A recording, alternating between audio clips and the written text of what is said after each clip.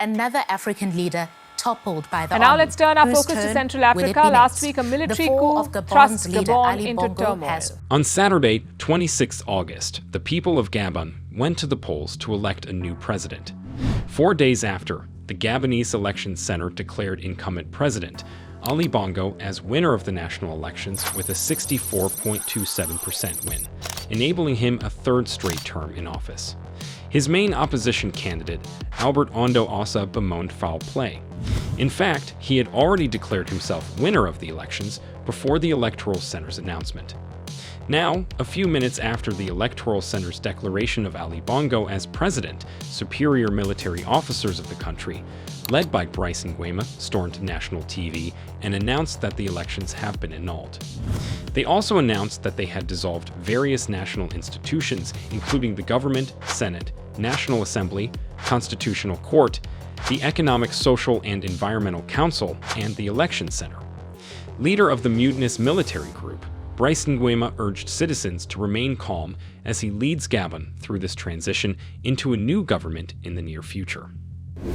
Ali Bongo's overthrow was met with a warm reception by the Gabonese people and the world at large. Social media was in a frenzy the night Ali Bongo was dethroned and placed under house arrest. Well, for all you who do not know who Ali Bongo was and how he treated his people, these next few mentions will do you a lot of good. Ali Bongo was the son of former President Omar Bongo, who ruled for 42 years, from 1967 to 2009, until he died. Omar Bongo had opened over 70 personal bank accounts, owned 39 apartments, 2 Ferraris, 6 Mercedes-Benz cars, 3 Porsches, and a Bugatti in France. Fair to say his wealth was widely spread. When Omar Bongo died in 2009, his son Ali Bongo took over. Ali Bongo has since then proven that he was indeed his father's son. In 2016, national elections were rigged in his favor to allow for a second term. He was declared winner with a 49.8% claim of total votes against then opponent, Jen Payne, who was allocated 48.23% of total votes. But those were disputed election figures. In fact, disputed results in one province showed that 99.9% of voters voted and 95.5% of votes went in Ali Bongo's favor. The people of Gabon were angry by this, and so, later that year, protesters burnt the parliament building, but Ali Bongo was unfazed even by the least of that. He was not going anywhere. Gabon was a family property, and he was willing to go the mile to make it remain so. Ali Bongo embezzled national funds and national resources. Gabon hosted the 31st edition of the African Nations Cup. This was an avenue for Ali Bongo to steal more money.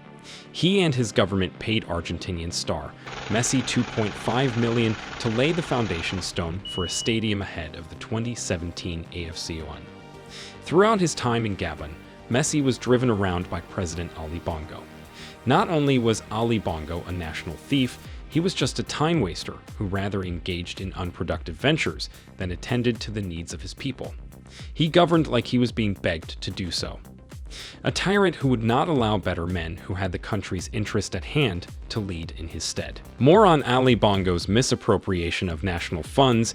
He once imported fake snow to the presidential palace so his family could have a snowy Christmas. Yep, you read that right. Gabon is an oil-rich country with a total population of just 2.4 million people. The fruits of the blood and toil of Gabonese people have since 1967 been enjoyed by one family, the Bongo family. Now the year is 2019 and Ali Bongo, like everyone else, was aging. Old age comes with a lot of health complications. He has fallen seriously ill, which constitutionally renders him incapable to rule. He suffered from a stroke.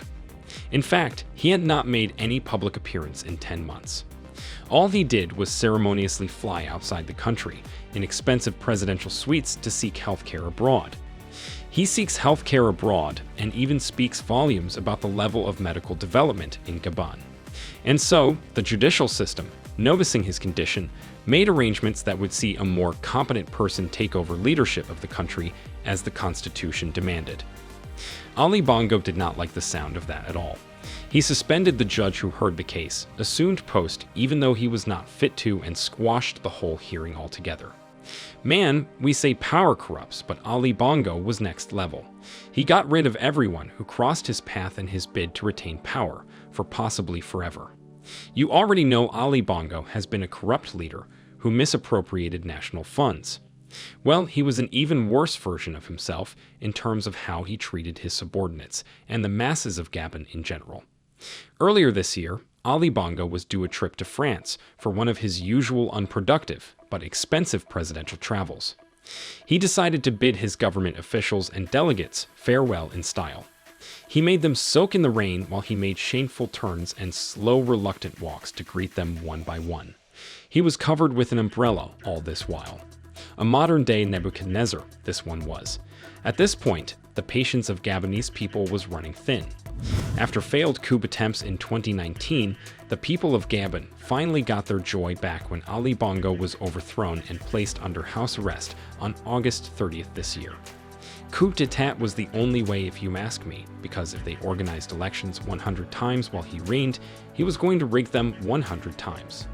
Even in this recent election, he made sure there was no external coverage of the electoral process. Thus, he disabled all internet services in the country during elections. As if we needed any more proof about Ali Bongo's corrupt government. Upon his overthrow, the military found and seized stashes of cash at the presidential villa and the residence of former Chief of Staff, Ian Ghislaine Ngulu. I think the craziest level of delusion one can undergo is to ever assume that African politicians and leaders care about them for even the least of fractions. Now, the tyrant Ali Bongo has been overthrown and the Gabonese people rejoice, but I feel bad for them because Ali Bongo might be gone, but his legacy is going to continue through their new leader of transition, Brice Nguema. Yes, the military leader who has overthrown Ali Bongo is not any better. Here is why. Brice Nguema is actually the cousin of Ali Bongo. He has for long been doing the Bongo family's bidding in dirty jobs. He was the aides-de-camp to the then commander-in-chief during the Omar Bongo, Ali Bongo's father's administration. Brice, before the overthrow, was the commander-in-chief of the Gabonese presidency's Republican Guard, the most powerful security unit in Gabon. He rapidly rose through the ranks to commander-in-chief just 6 months after initiation into the unit. It still is and continues to be a family affair after all, and the Gabonese opposition party have issued their concerns. Brice owns 3 homes in the USA worth over $1 million each and a host of properties overseas. To prove his commitment to continue the Bongo family's legacy, he has today released his cousin, former President Ali Bongo, from house arrest without any consultation from other officials and opposition. Albert Ondo Ossa, the opposition leader, condemned the move, sharing the people's concern that the coup was a family affair aimed at keeping the Bongo family in power. So let's put things in context. First of all, it's not a coup d'etat, it's a palace revolution. Oligui Nguema is Ali Bongo's cousin.